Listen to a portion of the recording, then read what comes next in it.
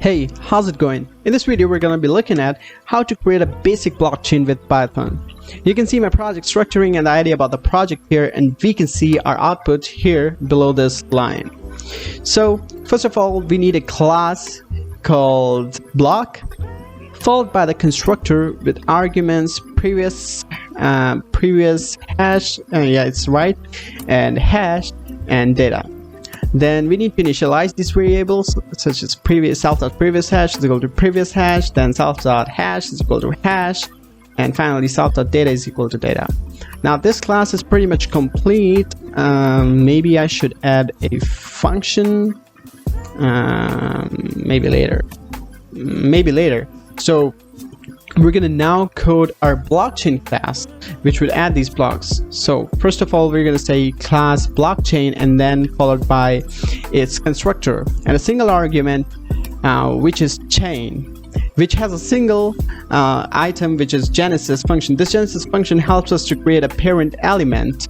If you know about blockchain, then to create this genesis function, we're gonna simply say define genesis, and we're going to written a block object with some hard-coded data such as previous hash for genesis hash, and genesis block as data. So we will now create a function to add blocks in the chain. This will take self and also data to give us a block. Then we're going to append this data to the main chain with a mining functionality, for which we need the last block that is indicated by self.chain -1 and data. Now if you're not familiar about blockchain much, then I'm writing this comment for you that we need this last block, which is self.chain -1, to be able to get the previous hash. Yeah, that's enough, I guess. So yeah. Now for this mining functionality, we're going to import hashlib, and to start off things we need these two arguments, last block and data. Now we're going to get these helper strings here so that our code is more readable. I forgot to do this, but this practice is good if you do it in your code on a regular basis. Like, that's how software engineers are supposed to do things. So make sure that you have these helper strings if you want to be a better software engineer, I guess.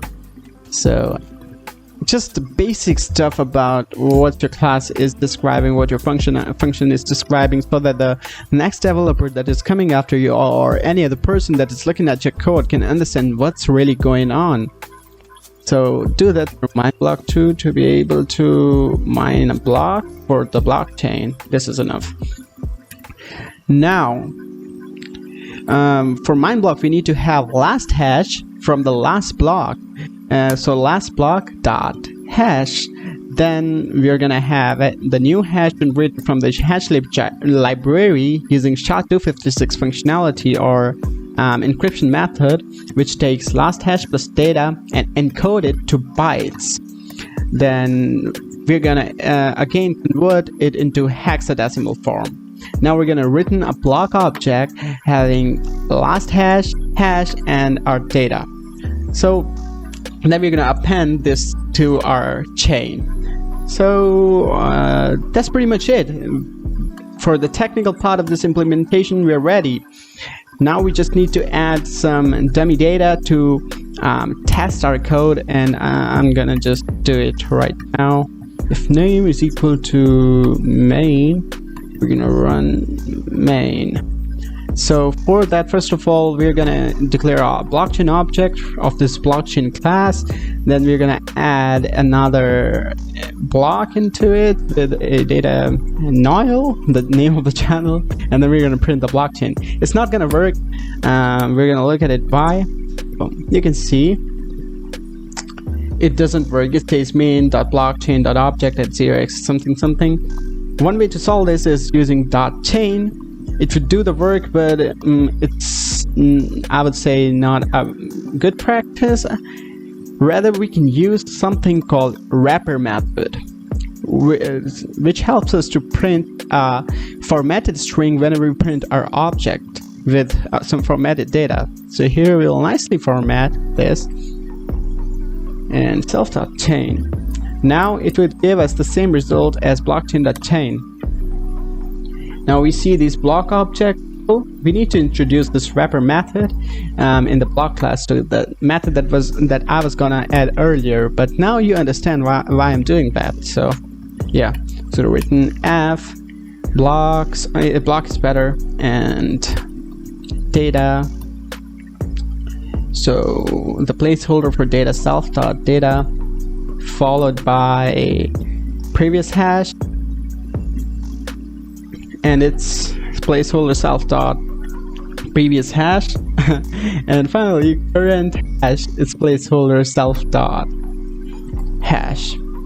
So we're good to go. We're good to test this code, but I'm going to change this code a bit. We're going to loop through this range of 10, and maybe let's add a new line character in this formatted string. I think it's not going to work, but yeah, and let's change it to 50. Yeah, then we're going to define this blockchain again, and now we need some random data, so I'm going to import this library called random. It's quite famous. It's like multilingual. I guess it's in C++ too. So we're going to create this random data in this data object, random.randint 10,000 to this arbitrary range, and then we're going to wrap it into a string method so that we receive a string out of it. And then finally we're going to add this data to the add block functionality. So that's it. After this for loop is processed, we can print our blockchain. If it works pretty fine, like, yeah, so here you can see it's working pretty great.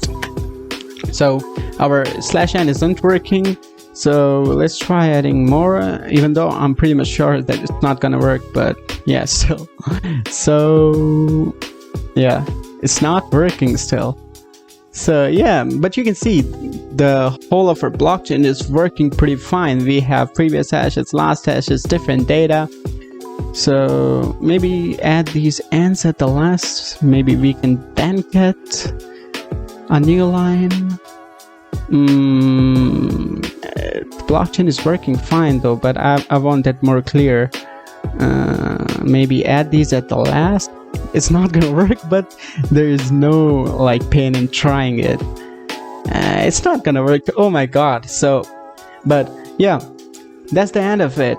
You have your blockchain, the very simple implementation of blockchain in Python. So I hope you enjoyed this video tutorial. If you did, then let me know in the comments if you want to know more about blockchain, because when I started blockchain development I realized that there is not enough content out there to learn from. So if you want, I'm really happy to help. So yeah, until then, keep learning, and I will keep living this boring daily schedule. Until next time.